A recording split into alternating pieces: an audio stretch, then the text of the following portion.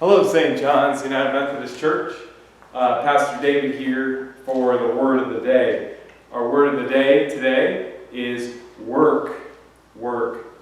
I realize that this is a word that may not be welcome at this point. Some of you may be home, working from home. Some of you may be out of work. Some of you may be wishing you had more work to do. But the Psalms tell us that work is something that God continually does for us. Psalm 105 says, "Oh, give thanks to the Lord, call on his name, make known his deeds among the peoples. Sing to him, sing praises to him, tell of all his wonderful works." The creation that we live in, you and I, our beings and our bodies, are the work of God. Work is also something in Scripture that has produced some controversy over the years.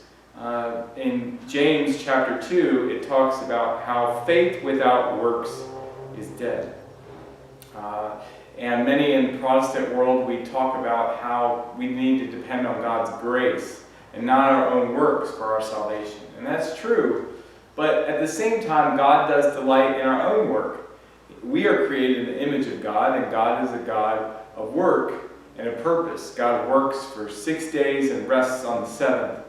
We need to follow a similar pattern in life. So perhaps for some of us, this slowing down has been very difficult because in our own lives we haven't been practicing a rhythm of work and rest, a rhythm of Sabbath, of taking a break, being set apart for a sacredness in our work and a sacredness in our rest. But that's really what God has designed us to do, to work for a purpose. Not necessarily to live to work, but to work in order to live. Recently read an article that one of the things that the stores, particularly Walmart, are running out of right now are yeast and seeds. It seems that people are going back to the basics. At home, they are baking, and they are also planting gardens. This gives purpose. And when we work with our hands, we have a purpose. We feel engaged. So it's not that the work that we do is going to give us salvation or get us closer to God, but it does make us feel like we have a purpose. And it can also be sacred work when we engage in the work of scripture reading and study and prayer. Recently today, one of the prayer requests that we posted last week on our Facebook request has been answered in a wonderful way. We were praying for Justin Williams, and Justin today was released from the hospital after 2.5 weeks of being there. So your work and your prayers, God hears. God delights in them.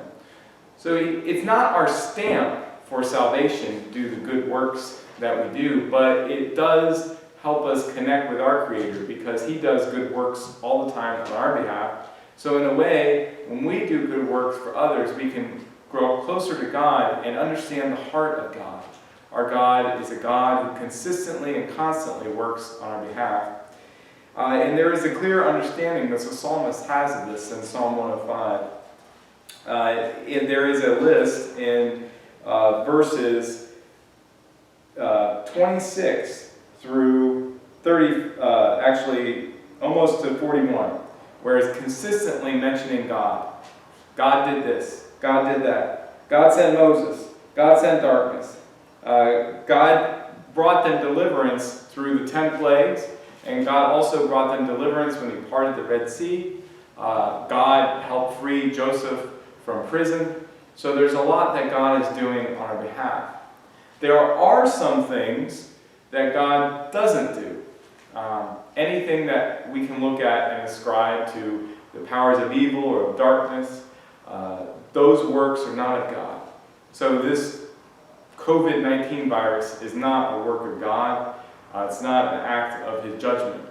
What is the work that we can see that God does is sometimes God brings deliverance to people. I could see God at work through the miracle of modern medicine, through our doctors, through our nurses, through our hospitals. I could see the work of God at work for you praying, through the care and concern that people have shared with one another, calling, sending cards. the care and concern that people have when they are sanitation workers and they clean and they keep things healthy. So there's a variety of ways that God expresses his care and concern for us through his work. So, brothers and sisters, if you are finding yourselves without purpose, without meaning, and feeling isolated and disconnected, one of the things that you can do is find something meaningful to do in terms of work, even from your kitchen table. Maybe you need to order a puzzle from Amazon and put together a nice puzzle and share it with others and delight in others with it by texting them that picture, emailing them that picture, or just calling them and say, hey, I created this wonderful puzzle. It reminded me of God's handiwork, of his creation. Whatever it is for you, try to find something to do, to engage with at home with your hands, as many have already done, as you can see, by seeds selling out and yeast selling out. Just know that we were intended to work, and that even when things get back to a normal pace, which is some have called the rat race, running the rat race, you do need to also at the same time take this time for rest. Maybe this time of disengaging and staying at home and place has been difficult for you because you might have not taken enough time to rest. You don't understand how the rhythm of work and rest contributes to greater productivity in our lives and in the creation. When a field lies fallow for a time in a season, it will be more productive in the next season when it produces crops.